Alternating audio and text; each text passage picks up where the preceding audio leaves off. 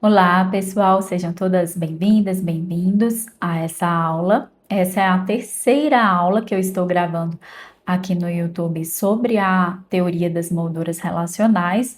Então, as outras aulas, né, as aulas anteriores, quem não tiver assistido, eu recomendo que assista. Eu vou buscar aqui seguir uma progressão lógica com vocês aqui no canal. Essas aulas antigas, né? Elas já têm um tempinho, uma tem 1 ano, a outra 2 anos, se não me engano, né?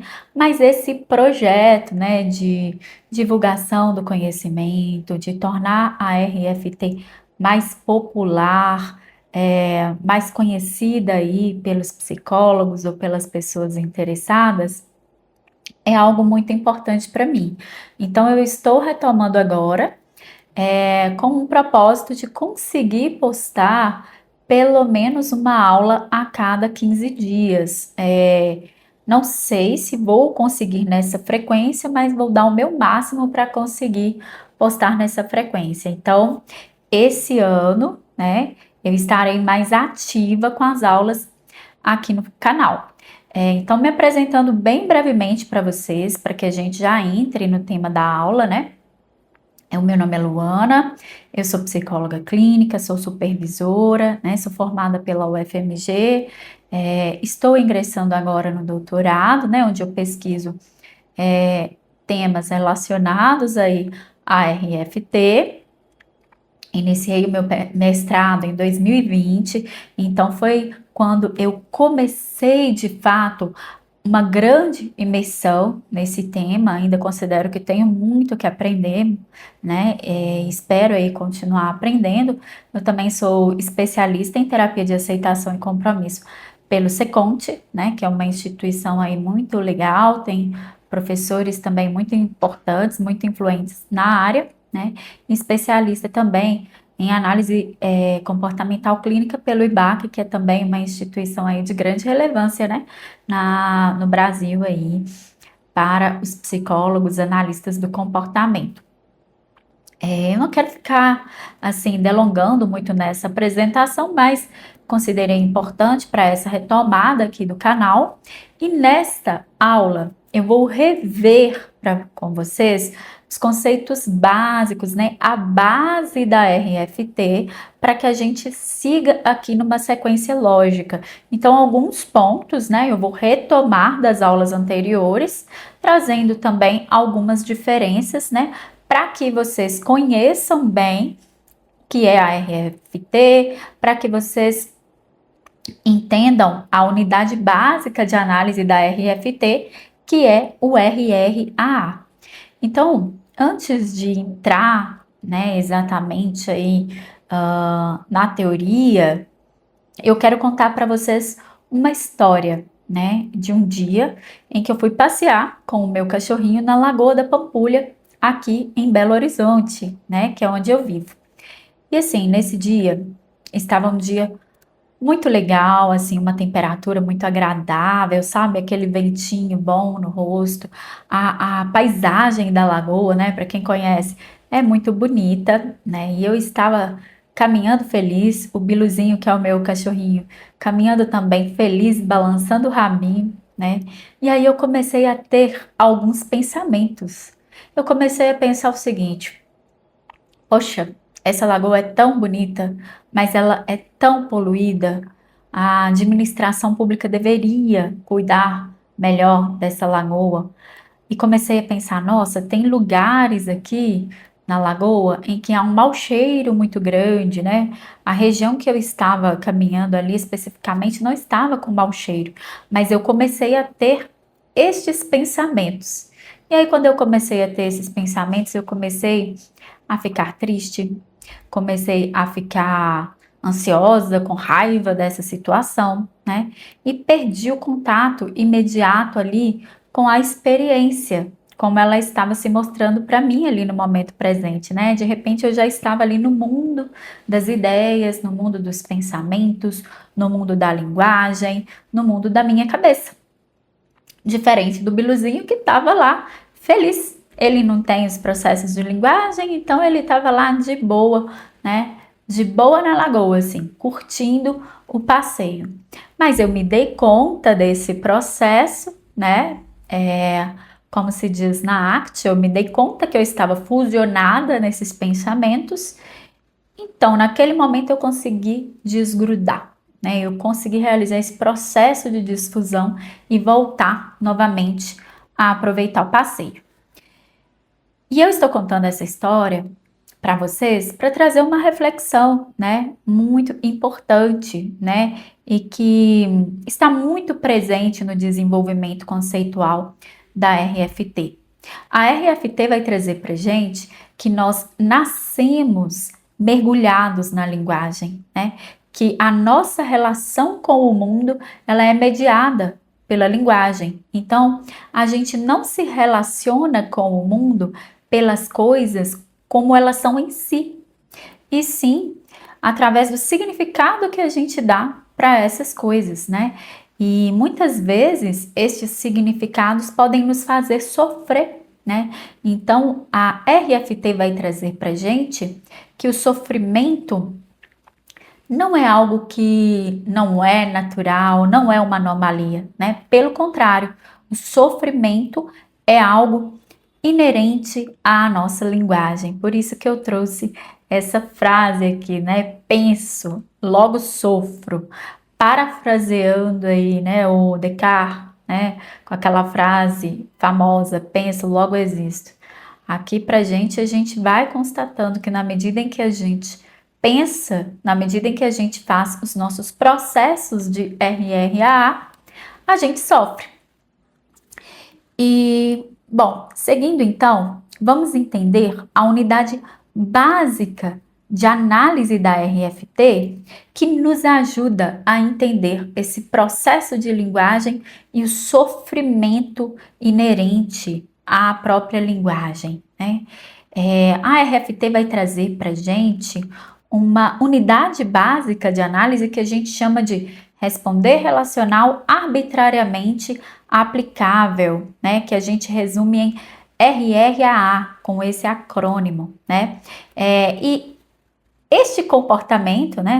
Na realidade, o responder relacional é um comportamento operante. Então, a nossa unidade básica de análise, do mesmo jeito que nas outras ciências, nós temos também outras unidades básicas de análise. Então, na biologia, por exemplo, a gente tem a célula, na física, a gente tem os átomos, e na RFT, a gente tem o RRAA, que é como se fosse a nossa célula.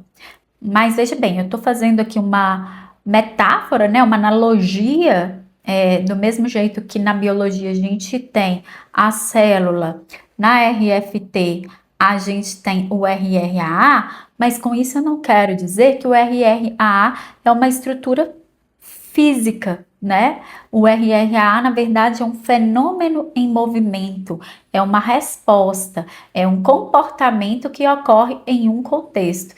E essa, então, que é a nossa unidade básica de análise, que tem algumas características, né?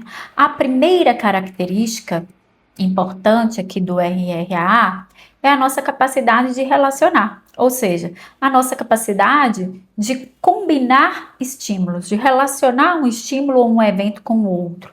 Então, se eu digo, por exemplo, que um objeto tem um nome e que esse nome corresponde ao objeto, né? Eu estou aqui relacionando dois estímulos. A gente pode relacionar estímulos por semelhança, né, por coordenação, como eu acabei de exemplificar, que é o que nós fazemos ali na nomeação, mas nós também podemos relacionar os estímulos de muitas outras formas, como por exemplo, comparação, né, temporalidade, causalidade, espacialidade, né, nós podemos criar aí muitas outras relações. Uma outra característica importante dessa nossa célula é a capacidade que nós temos de derivar respostas. O que é que isso significa? Isso significa a nossa capacidade de relacionar estímulos de maneira indireta, né? Nós não precisamos da aprendizagem direta. Isso acontece porque, através de algumas relações previamente estabelecidas, nós conseguimos inferir ou derivar outras. Quer dizer, então, que essa aprendizagem ela é indireta, mas ela não ocorre do nada. Então, se eu sei, por exemplo, que um objeto tem um nome, eu posso derivar, eu posso inferir que esse nome ele corresponde a esse objeto, né? Então, assim, depois de muito treino, nós somos capazes de inferir essas relações, de derivar essas relações. Uma outra característica bastante importante aqui do nosso RAA, a terceira característica importante, é a nossa capacidade de abstrair, né? Ou de criar relações que são arbitrariamente aplicáveis. O que que isso significa? Que nós relacionamos eventos ou estímulos que não têm uma correspondência física entre si. Então, por exemplo, se eu digo que um cachorrinho significa a palavra cachorro, veja que eu não tenho nenhuma correspondência entre essa palavra e o estímulo em si, no mundo real ao qual eu estou me referindo, né? Então é através dessa capacidade de abstração, de criar respostas aí, relações que são convencionadas pela cultura, né? Nós vamos atribuindo significados aos eventos, significados, né, às coisas, significados à nossa relação com o mundo, né? E aí que vai entrar também a nossa capacidade de sofrer, mas a gente se aprofunda nisso mais adiante. Eu quero trazer para vocês, então, algo que é também muito importante para a gente compreender essa célula, que são duas, gravem aí, duas propriedades do nosso RRAA, duas propriedades definidoras. A primeira é a propriedade de implicação, né? Implicação se refere então aos tipos de relações que nós podemos fazer. Então, como eu disse, nós podemos relacionar os estímulos por coordenação, por distinção, por comparação, por temporalidade, por causalidade, né? E a gente vai chamar essas formas de relacionar de contexto relacional, que é abreviado, vocês vão ver nos artigos, por essa palavrinha aí, né, simplificada, que é o CERREL. E uma outra propriedade do nosso RRAA é a transformação de função, né? O que isso quer dizer? Isso quer dizer que através dessas relações, os estímulos ou os eventos, eles vão ganhando funções comportamentais ou funções psicológicas, o que é representado, né? O que é definido pelo contexto funcional, que a gente vai abreviar como CFUNC, CFUNC, né? Como tá aí representado para vocês. Então, se a gente voltar ao exemplo que eu dei, né, das relações que eu comecei a fazer com a poluição na Lagoa da Pampulha, veja bem, através desses pensamentos, eu transformei as funções da lagoa. Se num outro contexto, a lagoa poderia evocar respostas de aproximação, né, de falar do quanto a lagoa é bonita, de querer passear, de ficar super animada para passear na lagoa. Com esses pensamentos, eu transferi funções aversivas, né, para a lagoa. E aí eu comecei a me relacionar com aquela experiência de forma diferente. Eu vou dar um outro exemplo aqui para a gente entender como que ocorre a implicação e como que ocorre a transformação de função, né? Como que esses dois contextos, o relacional e o funcional, influenciam a nossa forma de lidar com as coisas à nossa volta. Então, imagine o seguinte, imagine aí que você é um caloura da psicologia, tá entrando no curso, tá no primeiro período, e daí você começou a ver uma disciplina que se chama processos básicos, né? Nos primeiros períodos a gente tem disciplinas com uma nomenclatura semelhante a essa. E aí você ficou na maior animação, tá curtindo a disciplina, aprendendo muitas coisas interessantes sobre o cérebro, sobre o comportamento humano. E aí você encontra com um veterano seu, e comenta que você está muito feliz, está muito animada, animado com essa disciplina. E aí, esse veterano chega para você e fala o seguinte: você está achando que psicologia é legal porque você está estudando processos básicos, mas isso é porque você não viu a análise do comportamento. A análise do comportamento é muito difícil e é muito chato. Aí imagina o seguinte: esse veterano seu, que não gosta de análise do comportamento, te contou essa história.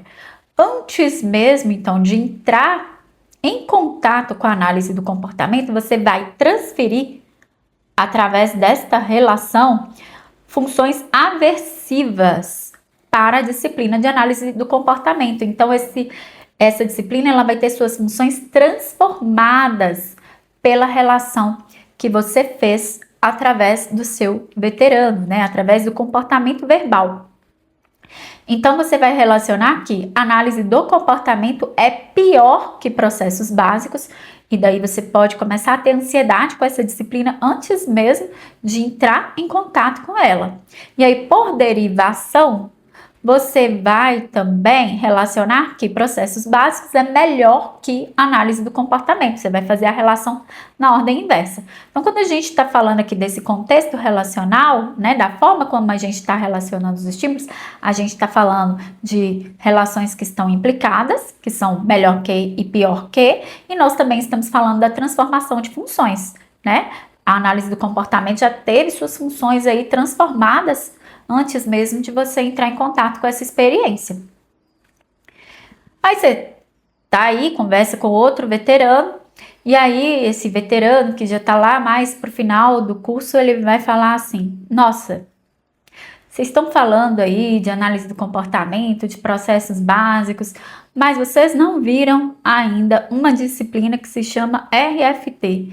Essa daí até hoje eu não sei para que serve. Eu não estou entendendo nada, eu estou detestando essa disciplina, eu não sei como que eu vou fazer para passar. Veja bem, ele vai dizer para você o seguinte: tá achando a análise do comportamento difícil é porque você não viu RFT ainda. Daí você já vai relacionar que RFT é pior que a análise do comportamento. E você pode derivar, né, de maneira indireta que RFT é pior. Se a análise do comportamento, né, é pior do que processos básicos, RFT é 2 vezes pior. RFT é pior ainda, né? E você pode derivar também que a análise do comportamento é ruim, mas é melhor que a RFT. E a RFT é que vai virar o grande monstro aí nessa rede de relações, antes mesmo de você entrar em contato com a disciplina. Bom, então esses exemplos são para nós entendermos bem essas duas propriedades que vão guiar todo o nosso entendimento do RRAA na medida em que a gente vai avançando em complexidade, né? Que são as propriedades de implicação, a forma como os estímulos estão relacionados. Aqui nesse exemplo nós relacionamos por comparação, e também a propriedade de transformação de função. Bom, pessoal, então essa é a nossa primeira aula aqui, né, para rever esses conceitos que já haviam sido contados nas aulas anteriores, né. Peço que vocês sigam, comentem, divulguem. Se vocês tiverem dúvidas, coloquem nos comentários, porque eu também vou responder as dúvidas. Pode ser que essas dúvidas elas acabem trazendo assuntos também para as outras aulas. E eu quero dizer para vocês que eu estou lançando um curso. Esse curso está para ser lançado no dia 20 de março, sobre teoria das molduras relacionais, onde a gente vai do básico até aplicações mais avançadas, mais recentes, e nós vamos também trazer aplicações clínicas. Então, quem se interessa, né? Eu quero dizer que aqui nessa aula eu vou deixar o link de um grupo do WhatsApp. Não é um grupo onde a gente vai ficar conversando, é um grupo para divulgar, tá? O link e o cupom de desconto do curso quando ele for lançado. Quem tiver nesse grupo vai ter 20% de desconto, né, no lançamento aí do curso sobre RFT. Bom, É um projeto assim muito importante para mim. Tem sido um esforço muito grande construir esse curso e também por causa disso eu parei um pouco aqui com as aulas no canal, mas você se interessando ou não pelo curso, nós vamos seguir aqui também com as aulas no canal que vão ser muito construtivas, né? Então eu te convido aí a permanecer aqui também no canal e aumentar essa comunidade, aumentar esse diálogo entre profissionais interessados aí na teoria das molduras relacionais. É isso, então, até a próxima aula.